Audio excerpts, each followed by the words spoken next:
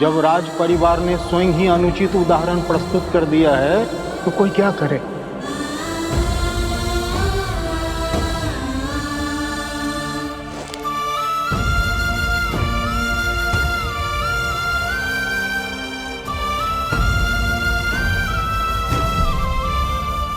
जब मन पर भार हो तो कितने भी दिए बुझा लो, अंधकार कर लो, निंद्रा नहीं आती आर्य।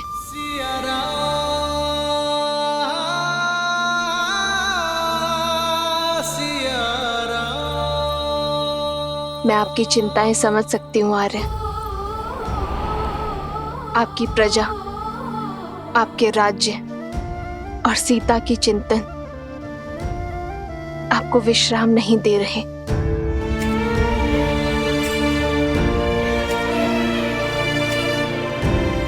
किंतु आपकी चिंता मेरे विश्वास से बड़ी नहीं है आर्य। मुझे पूरा विश्वास है आप सब ठीक कर देंगे।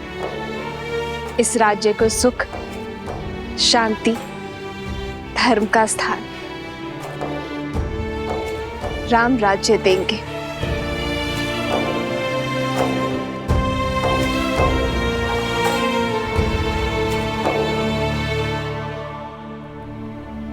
ये आंसू भी ना कभी भी झलक जाते हैं।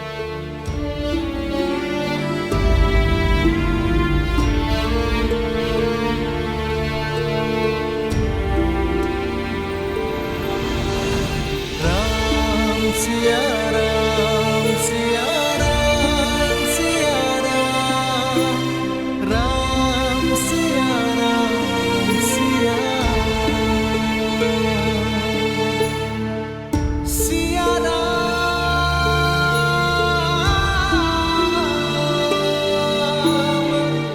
सिया राम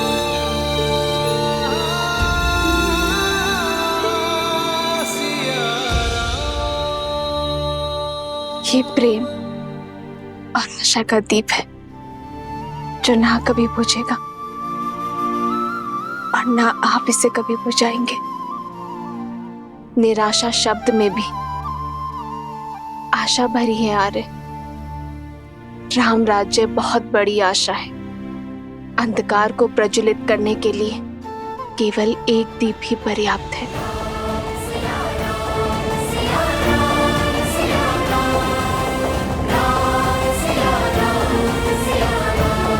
सियावर रामचंद्र की, सियावर रामचंद्र की, सियावर रामचंद्र की, सियावर रामचंद्र की, सियावर रामचंद्र की, सियावर रामचंद्र की। जानते हो यहाँ क्यों उपस्थित हो? क्षमा प्रभु, परंतु मैं भी यही समझने का प्रयास कर रहा हूँ कि मुझे यहाँ क्यों बुलाया गया है। न्याय के लिए। दरबार में याचक और जाचक दोनों को न्याय के लिए बुलाया जाता है। ना ही मैंने कोई याचना की है और ना ही मैं कुछ जाचक हूँ। फिर भी ये समझने का प्रयत्न कर रहा हूँ कि मैंने ऐसा कौन सा अन्याय या अपराध किया है जिसके लिए मुझे यहाँ बुलाया गया है। अपनी पत्नी का त्याग करना क्या अपराध नहीं है? क्षमा राजा राम, पर यह मेरा व्यक्तिगत निर्णय है और मेरे इस व्यक्तिगत निर्णय में ना कोई अपराध है और ना ही कोई राज्य का नुकसान। मेरे इस व्यक्तिगत मामले को दरबार में क्यों संबोधा जा रहा है? क्या आपके राज्य में स्वतंत्रता नहीं है व्यक्ति को अपने अपने निर्णय लेने के लिए? उद्दंडी वस्त्रक। लक्ष्मण,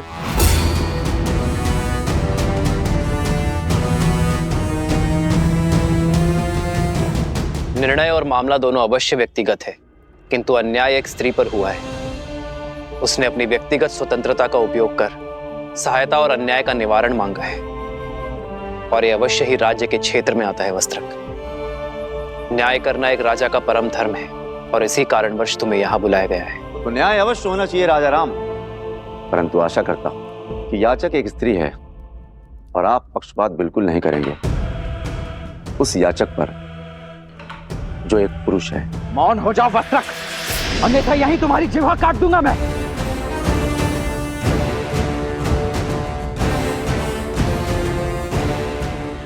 राजकुमार, आपके पास सत्ता है, शक्ति है और मेरे बचाव के लिए मेरे पास शब्द ही हैं। यदि आप मेरी जीवा काट देंगे तो मेरे ऊपर हो रहे अन्याय का मैं निवारण कैसे कर पाऊंगा? ना ही इनकी जीभा काटी जाएगी और ना ही तुम्हें रोका जाएगा। तुम्हें अपना पक्ष रखने की पूरी संधि मिलेगी। बताओ, अपनी पत्नी का त्याग क्यों किया तुमने वस्त्रक? ये रात भर घर पर नहीं आई और इसका यह कहना है कि इस नाभिक के साथ तट पर रात भर थी।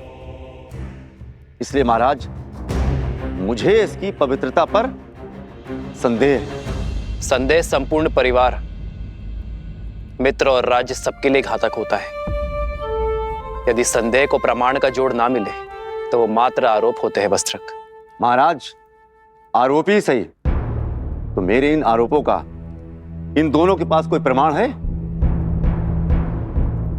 विश्वास। अपनी पत्नी के साथ तुम कई वर्षों से रह रहे हो, इस नाविक को भी कई वर्षों से जानते हो। क्या इस नाविक ने कभी भी संदेह करने का अवसर दिया? क्या तुमने इस नाविक को किसी और स्त्री के साथ अभद्रता करते हुए देखा? क्या इस अविश्वास का प्रमाण है तुम्हारे पास वस्त्रक? तुम अपने घर के द्वार बंद कर दो और बाहर ना निकलो तो इसका यह अर्थ नहीं कि बाहर सूर्योदय नहीं हुआ है। वही तो राजा राम, द्वार बंद कर घर के भीतर बैठो, इससे यह भी तो नहीं कहा जा सकता कि सूर्य पर ग्रहण नहीं लगा है।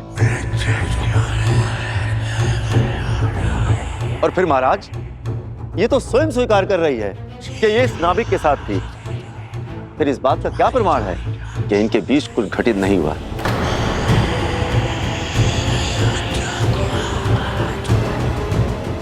और महाराज, सिर्फ बात मेरी नहीं है, मैं अपनी पत्नी पर विश्वास कर भी लूं, मित्र पर भी विश्वास कर लूं। यदि तुम अपनी पत्नी पर विश्वास करते हो तो समस्या क्या है वस्त्रक? समाज, समाज का क्या?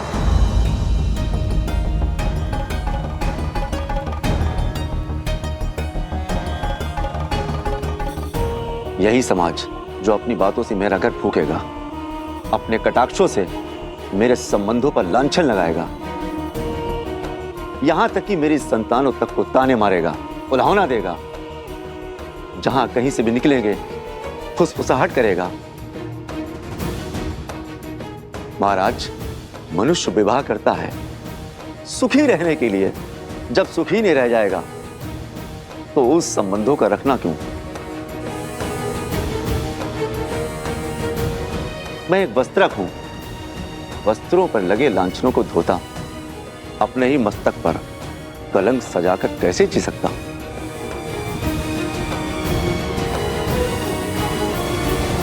जिसे तुम कलंक का नाम कह रहे हो वो मात्र भ्रम भी तो हो सकता है वस्त्रक। कैसा भ्रम राजा राम? नाभिक से पूछिए, यदि मैं उसकी पत्नी के साथ रात भर अकेला रहता तो वो मेरे बारे में क्या सोचता? पूछिए मेरी पत्नी से, यदि मैं पर स्त्री के साथ रात भर बाहर बिताकर आता तो क्या मेरी पत्नी मुझ पर विश्वास करती? पूछिए इन सभाजनों से, यदि उनकी पत्नियां रात भर किसी और के साथ रहती क्या वे स्वीकार करते? यदि ये स्वीकार भी कर लेते तो क्या ये समाज तभी आवाज में बात नहीं करते, कलंकित नहीं करते?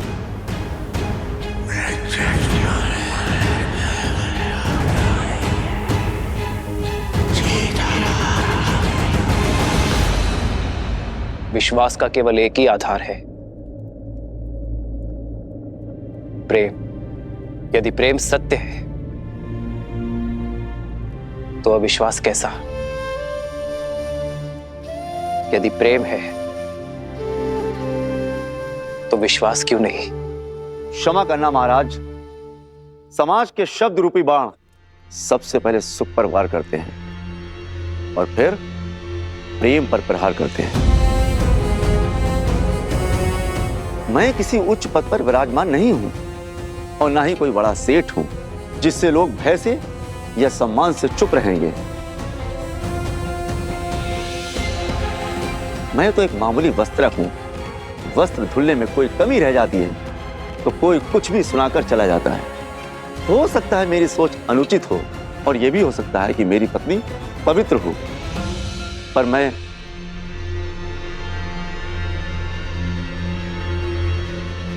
मैं निडर होकर कहो वस्त्रक।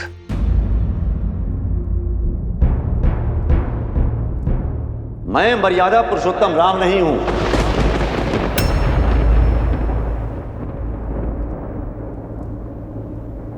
मेरा जन्म दिव्य प्रसाद से नहीं हुआ। मैं ऐसी स्त्री को नहीं अपनाऊंगा जो किसी अन्य पुरुष के साथ रहकर आई हो।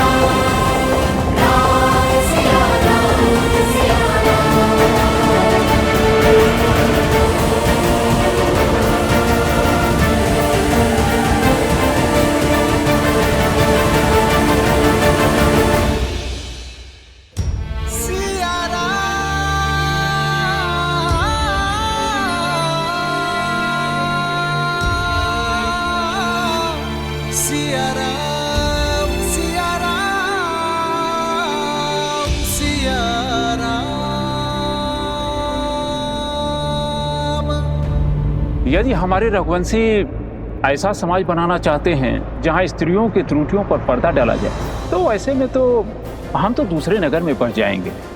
जब राज परिवार ने स्वयं ही अनुचित उदाहरण प्रस्तुत कर दिया है तो कोई क्या करे। मैं एक वस्त्रक हूं। वस्त्रों पर लगे लांछनों को धोता अपने ही मस्तक पर कलंक सजाकर कैसे जी सकता हूं? पूछिए इन सभाजनों से, यदि उनकी पत्नियां रात भर किसी और के साथ रहती क्या वे स्वीकार करती? मैं मर्यादा पुरुषोत्तम राम नहीं हूं। मेरा जन्म दिव्य प्रसाद में नहीं हुआ है। मैं ऐसी स्त्री को नहीं अपनाऊंगा जो किसी अन्य पुरुष के साथ रहकर आई हो।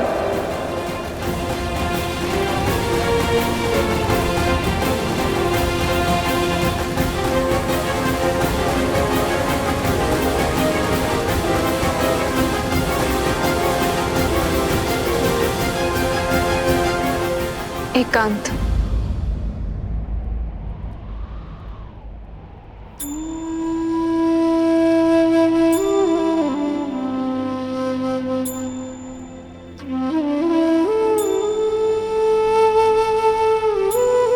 चरित्र का प्रमाण जो लंका में दिया, क्या वो अयोध्या में भी देना होगा? आर्य, अग्नि परीक्षा।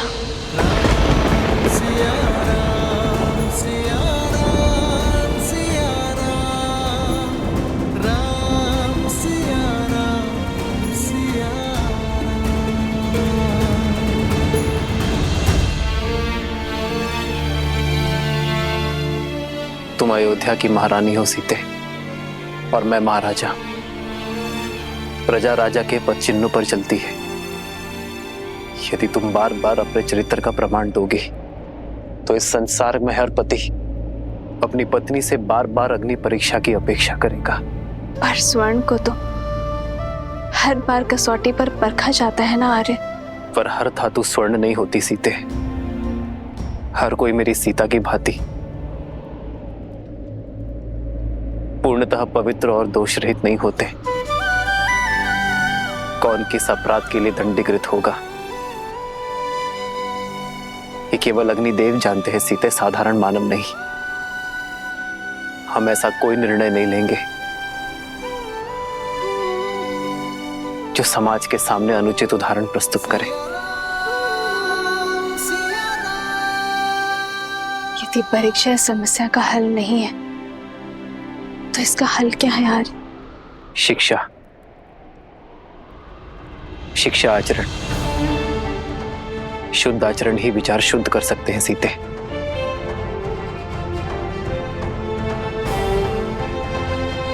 मैं नहीं जानता सीते कि अपने समाज को कैसे शिक्षित करूं, कैसे अपनी प्रजा के मन में उठ रहे प्रश्नों को रोको।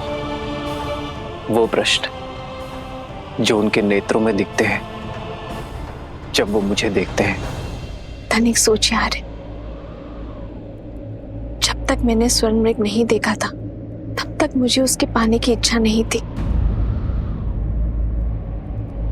अर्थात अर्थात जो नेत्रों को दिखता है वही मन को विचलित करता है आदि, और जो नहीं दिखता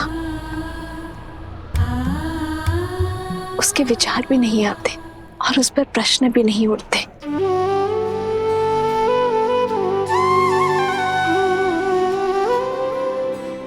उचित कहा तुमने सीते। कुविचारों से बचने का एक ही मार्ग है, त्याग।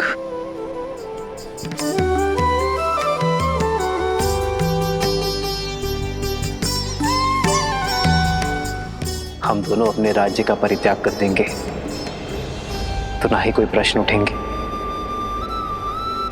और ना ही कोई उत्तर की अपेक्षा करेंगे।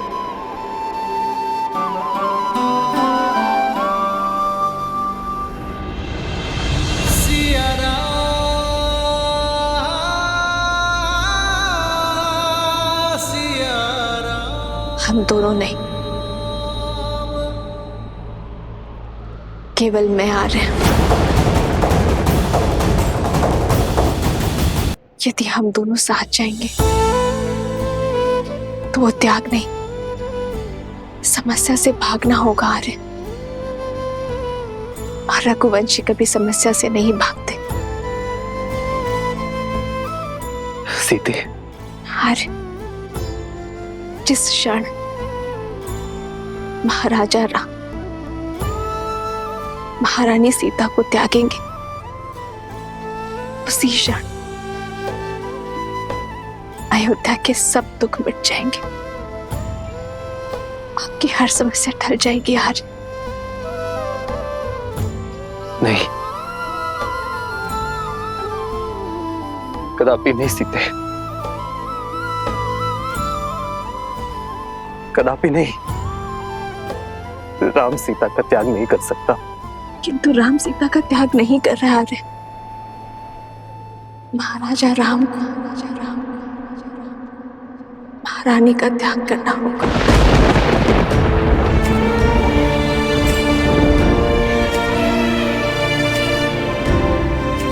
क्योंकि राजा राम पर उत्तरदायित्व है आर्य। रघुकुल की विरासत, अयोध्या के उत्थान का। यदि श्री राम ने ये सिंहासन छोड़ा तो अयोध्या में उत्तरदायित्व को छोड़ने का परंपरा बन जाएगी। आर्य,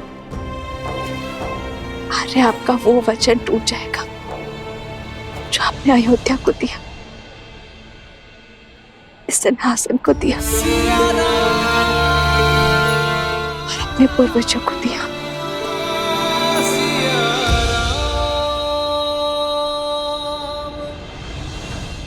और उस वचन का क्या जो हमने एक दूसरे को दिए कि हर सुख में हर पीड़ा में एक दूसरे का साथ देंगे, साथ में हर समस्या का समाधान भी निकालेंगे। अब आप केवल राजा ही नहीं, होने वाले पिता भी हैं आर्य। आप प्रजा रूपी संतान को शिक्षा देने का भार उठाई और मैं हमारी संतान को संस्कार सिखाऊंगी आर्य।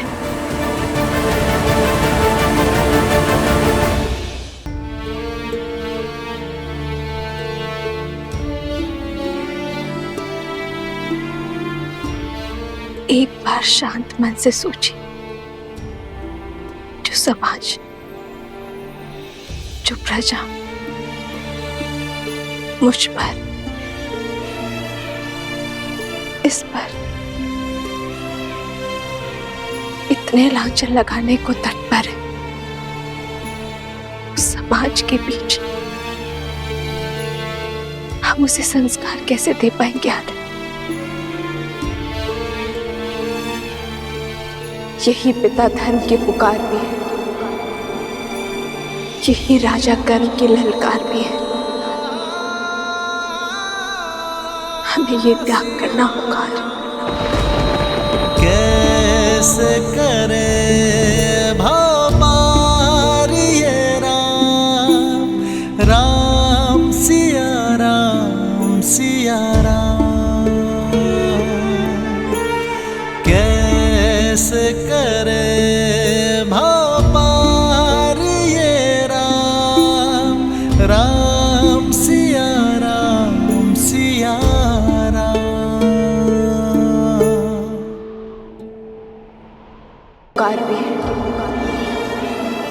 यही राजा कर्म की ललकार भी है।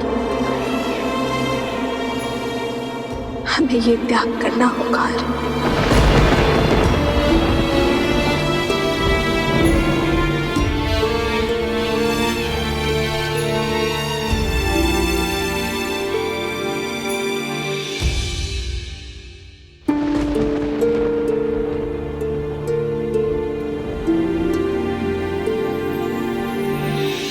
जन्म जन्म का है ये संगम, राम रतन सीता वैभव धन।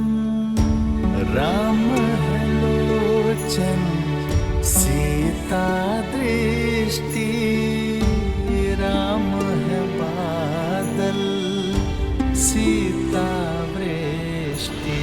कैसे करे भवपार ये राम, राम सिया राम। राजा की आंखों में अश्रु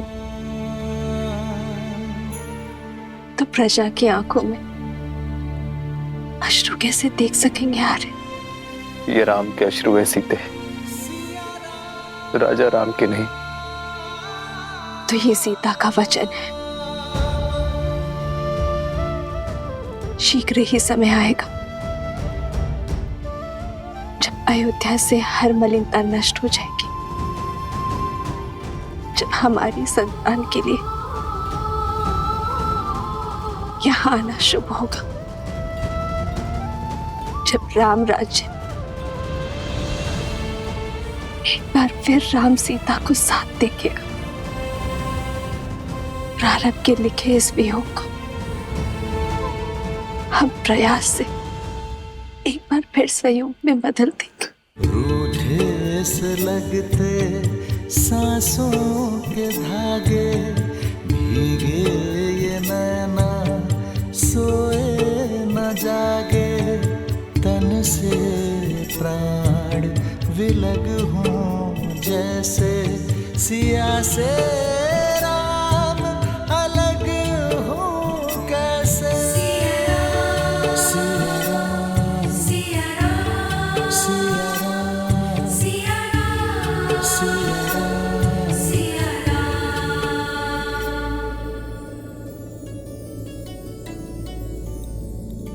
आश्रम में सभी लोगों को उपहार पहुंचने चाहिए और भूल कर भी कोई निषेध वस्तु आश्रम में नहीं जानी चाहिए। जी माता श्री।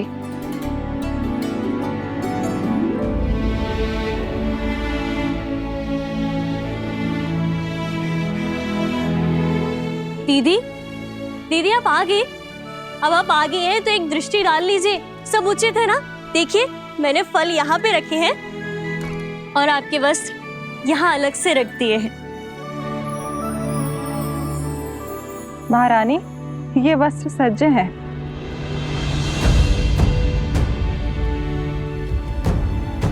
ये वलकल वस्त्र किसके लिए है?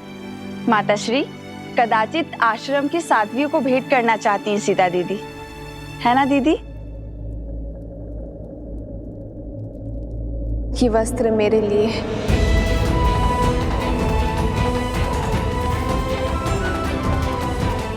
वस्त्रों का मानव स्थिति पर बड़ा प्रभाव पड़ता है ना।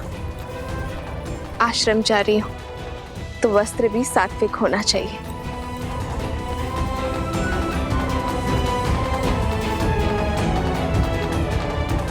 किंतु तुम अयोध्या की महारानी हो सीता।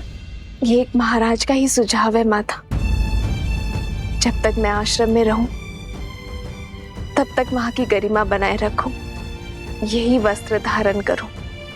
माता, वहां एक महारानी नहीं, श्री राम की संतान की होने वाली मां जा रही है। मेरा उद्देश्य ज्ञान प्राप्ति है, अपने लिए और अपनी संतान के लिए। जब तक तन और मन से राजसिक प्रवृत्ति नहीं त्यागूंगी, तब तक सात्विक कैसे ग्रहण कर पाऊंगी मैं?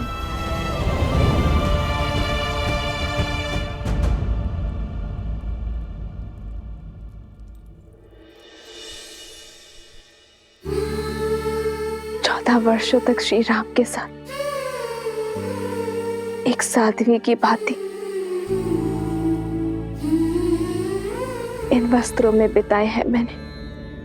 इन वस्त्रों से अधिक अच्छा कुछ और नहीं लगता।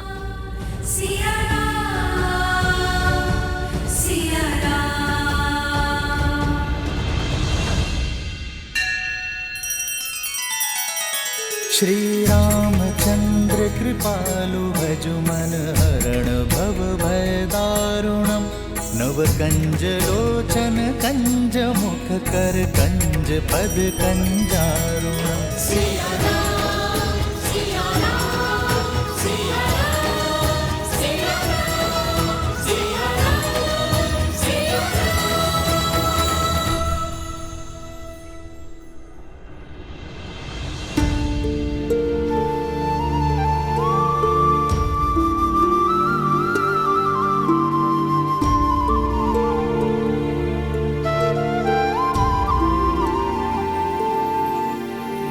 राम सिया राम सिया राम सिया राम। हम सुख में दुख में सदा एक दूसरे के साथ रहेंगे। राम सिया राम सिया राम सिया राम। राम सिया राम सिया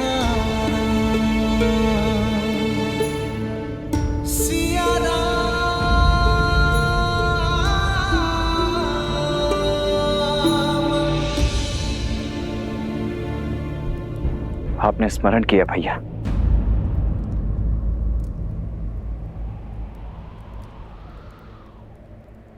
केवल अयोध्या ही नहीं, संपूर्ण कोसल राज्य में सीता के पवित्रता के प्रमाण की मांग उठी है लक्ष्मण।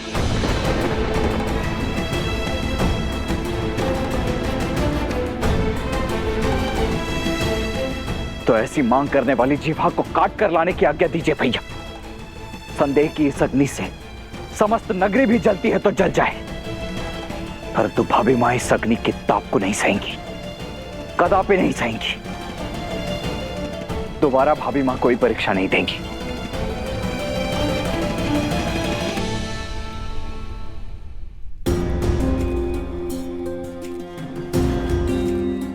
वो परीक्षा लंका में थी लक्ष्मण, कौशल राज्य उसका साक्षी नहीं था। भैया यदि कोई साक्षी नहीं था तो ना सही, परंतु इसका अर्थ यह नहीं कि हमारी भाभी मां संसार की हर स्त्री हर पुरुष के लिए अपनी पवित्रता का प्रमाण देती रहे। प्रजा राजा की संतान की भांति होती है भरत, माता पिता की भांति। एक राजा को राज परिवार के लिए बलिदान देना पड़ता है, इसलिए किसी भी परीक्षण के प्रमाण की अपेक्षा प्रजा से की जाती है, तो राजा और राज परिवार से नहीं। यदि ऐसा है भैया तो केवल भाभी मां ही नहीं, हम सब भी इस अग्नि में प्रवेश करेंगे और अपनी शुद्धता का प्रमाण देंगे। अग्नि प्रवेश नहीं होगा भरत, क्योंकि राज परिवार का कर्म परंपरा बन जाती है। यदि ऐसा हुआ तो भावों में लिया गया निर्णय नियम बन जाएगा, और यह निर्णय न्याय और दंड का आधार बनेगा। कल को कोई भी व्यक्ति किसी पर भी संदेह होने पर उसे अग्नि में प्रवेश करने पर विवश कर देगा।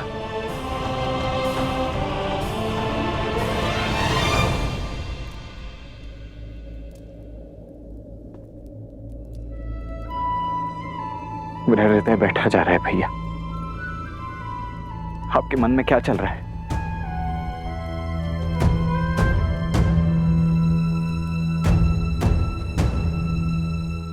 ये धर्म संकट है लक्ष्मण, और धर्म संकट का एक ही हल है, त्याग। लोक कल्याण का उत्तरदायित्व उठाने के लिए मैं राजा राम अपनी पत्नी सीता का त्याग करता हूं।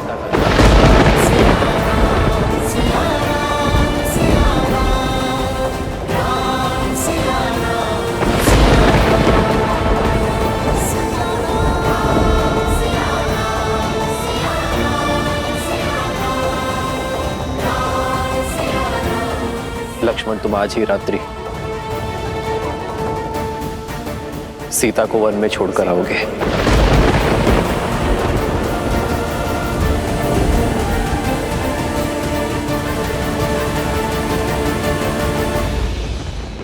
नहीं, ऐसा नहीं हो सकता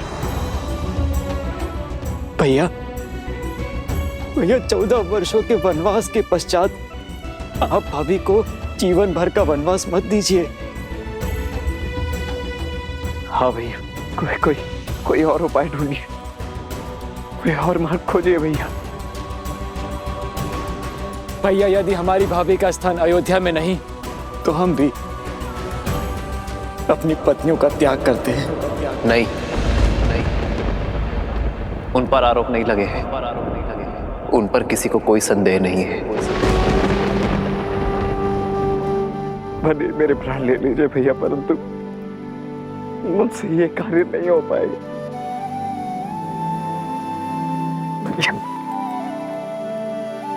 ये अन्याय मत होने दीजिए भैया। ये तुम्हारे भैया राम का आग्रह नहीं है लक्ष्मण, ये अयोध्या के राजा राम का आदेश है सेनापति लक्ष्मण को। ना ही तुम अपने प्राण त्यागोगे और ना ही इस आदेश का उल्लंघन करोगे। इस आदेश का पालन होगा आज इसी क्षण।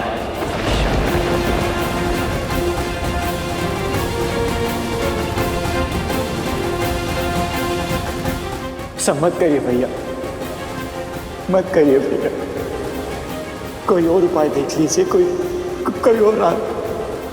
ऐसा मत करिए।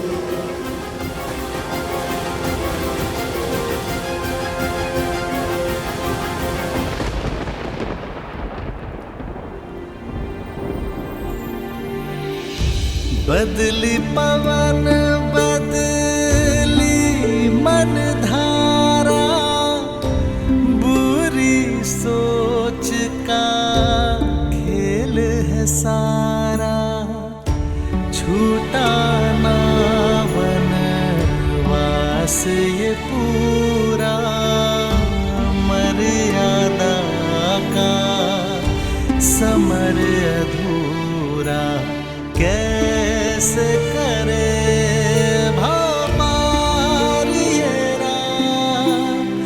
राम सिया राम सिया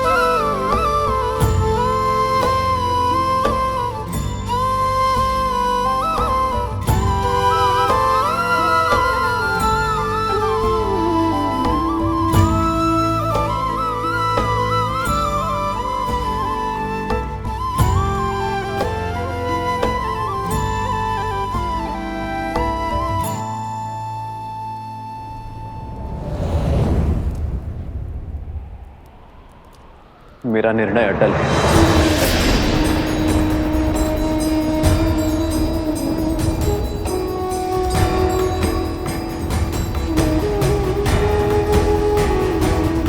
एकांत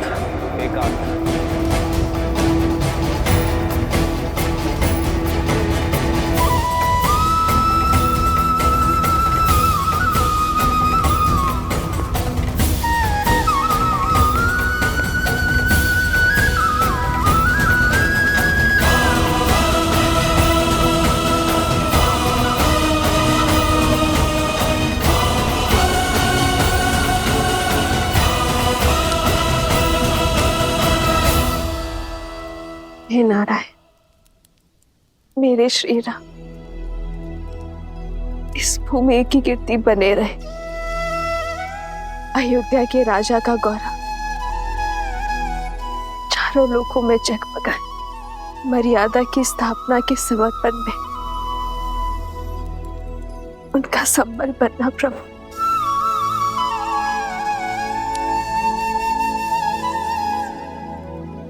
और जो त्याग का पथ मैंने चुना है, जो समर्पण का पथ मैंने लिया है, उसे पूरा करने की शक्ति मुझे देना प्रभु।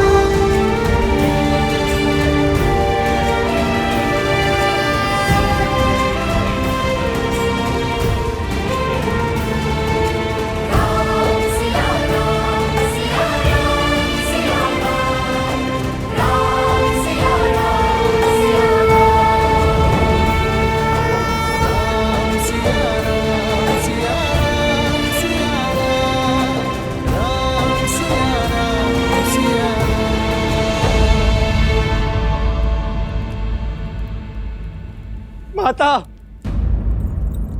माता, भरत, माता, वो भैया, भैया राम। क्या हुआ भरत, क्या हुआ राम को? भैया को रोक लीजिए माता, भैया को रोक लीजिए। भरत, मेरी घबराहट मत बढ़ाओ। क्या हुआ राम को? सब ठीक है ना? भैया ने लक्ष्मण को आदेश दिया कि सीता भाभी माँ को वन छोड़ा है। हाँ, सीता वन जा रही है आश्रम में रहने के लिए, ये तो सब जानते हैं। तो हुआ क्या? नहीं माता, आप हम समझ नहीं रही है। भैया ने भाभी का परित्याग कर दिया है माता।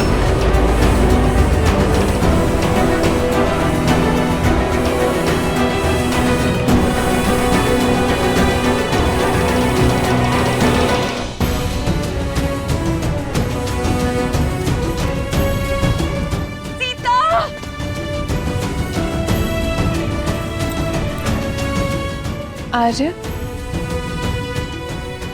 रात्रि इस पहर कहाँ जा रहे हैं आप? अयोध्या संकट में है उर्मिला। रघुकुल पर बहुत बड़ी विपदा आन पड़ी है।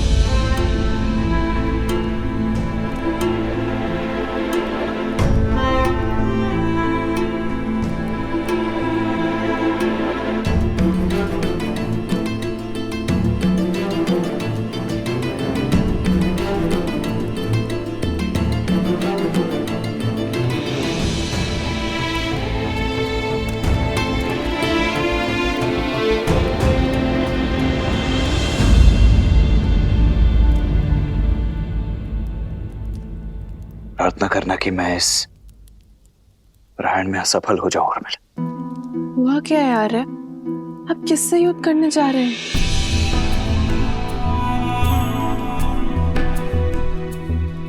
स्वयं से।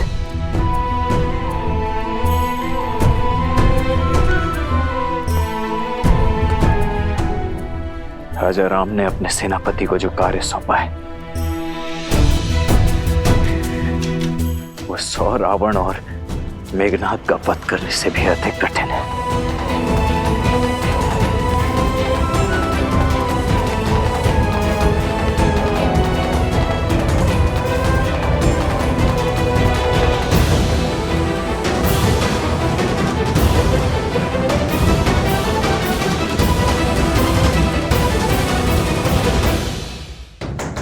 दरवाजा खोलो राम।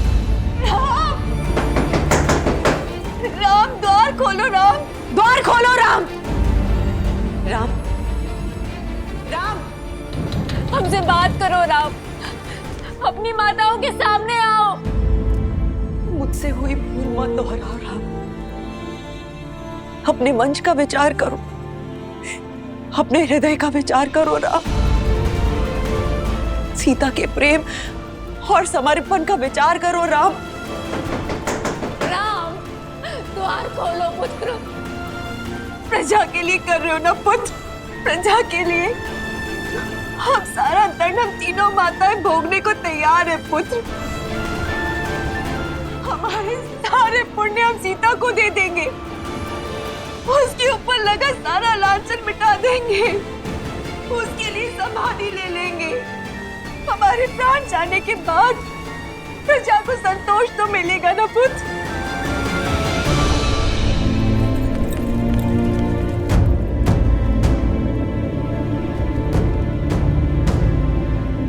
राम, विनती है तुमसे, सीता का त्याग मत करो राम, अपना हृदय बदल दो।